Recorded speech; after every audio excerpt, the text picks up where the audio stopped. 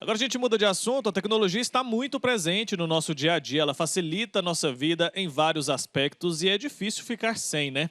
Mas criminosos se aproveitam da falta de conhecimento e da rapidez do mundo virtual para cometer crimes. Mas como se proteger? Sobre esse assunto, eu vou conversar agora com o advogado especialista em crimes digitais, Rafael Maciel. Ele está ao vivo aqui com a gente. Doutor, bom dia, seja bem-vindo ao nosso Santo Café.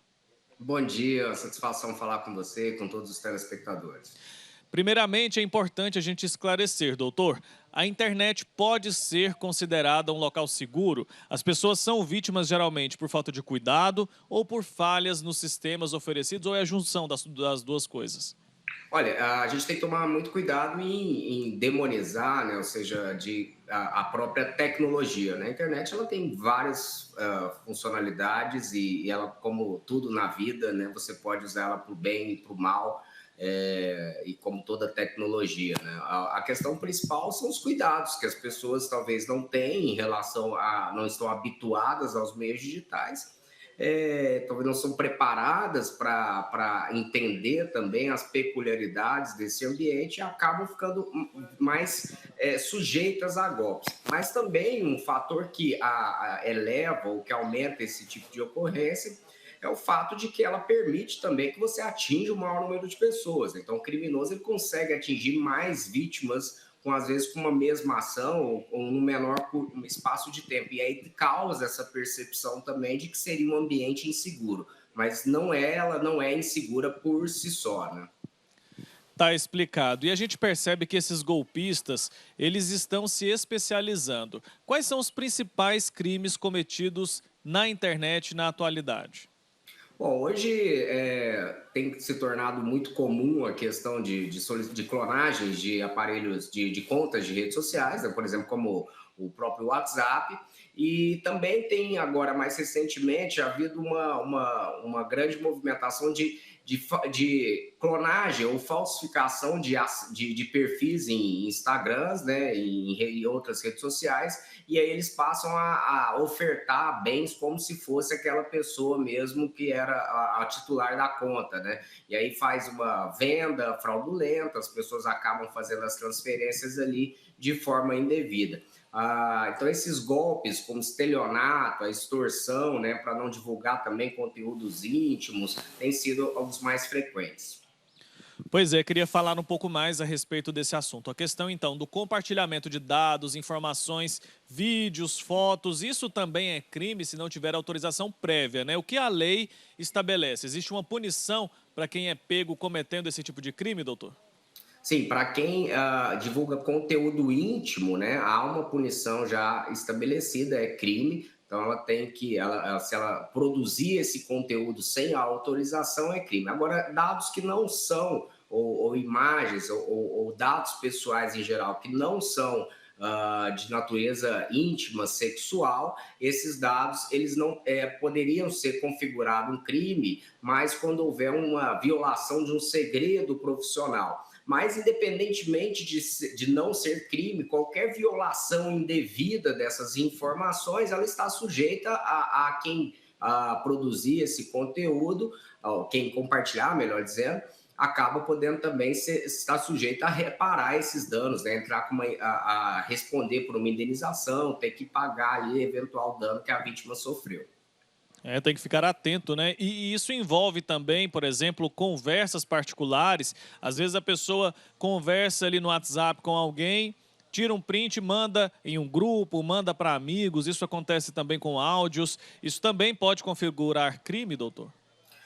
Pode configurar e é um ilícito civil, né? Não necessariamente um crime, mas a pessoa que assim o faz, ela viola um sigilo, viola uma comunicação particular, e aí isso é considerado um ato ilícito por conseguinte, acaba ali a pessoa que comete esse ato podendo também responder por indenização e ter que pagar os prejuízos, ainda que sejam exclusivamente morais, né?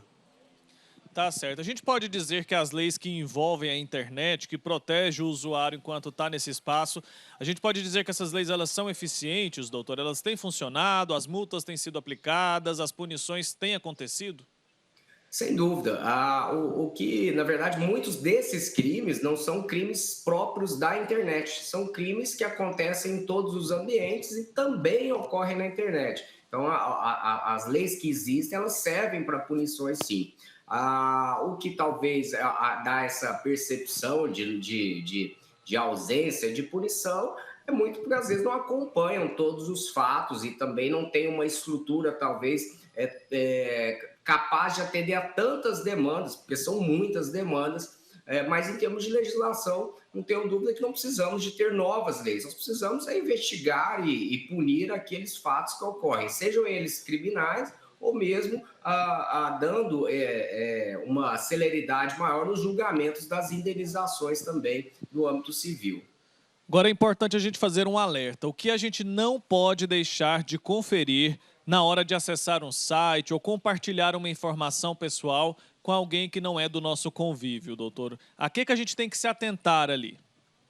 Bom, na realidade a gente tem que se atentar ao clicar em qualquer link, né? Assim, sempre duvidar daquele link se você recebe ele por mensagem. Se é alguma promoção, se é alguma configuração do seu aparelho celular, vá no site, verifique essa informação, você mesmo tendo uma ação positiva de ir atrás e procurar essa informação para checar se aquilo realmente existe. Em relação ao compartilhamento, é sempre importante a gente pensar se aquilo vai fazer bem para alguém, porque aí a gente está falando sempre numa necessidade que as pessoas têm de compartilhar, às vezes, um conteúdo falso, sem verificar a origem, sem abrir o link, sem ler uma matéria completa e compartilha como se verdade fosse, às vezes fazendo julgamento prévio de pessoas e essas pessoas acabam sendo ali também vítimas dessa difamação, dessa ofensa que é produzida online. E o efeito é muito mais grave, né? Porque a repercussão no meio digital ela é muito mais rápida e atinge um número de pessoas muito maior.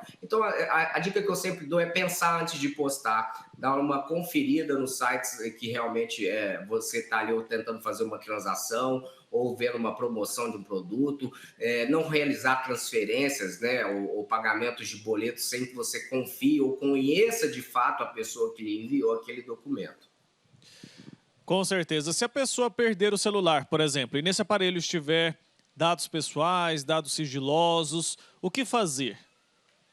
Bom, ela tem que primeiro, tem algumas ferramentas nos próprios dispositivos que permite que ela apague esse conteúdo à distância, mas não tendo, e mesmo tendo, né, melhor dizendo, ela tem que também fazer a ocorrência, fazer o registro dessa ocorrência perante a autoridade policial para que possa realizar a investigação e também para ressalva de direitos, né, ressalva de responsabilidades. Então, é importante registrar a ocorrência e tentar, tecnicamente, também impedir esse acesso de terceiros àquele conteúdo. Então, às vezes, mesmo com senha, você tem ali condições de chegar no site, entrar na sua conta, seja de qual marca for ali o aparelho, você vai lá e apaga essas informações, mesmo remotamente.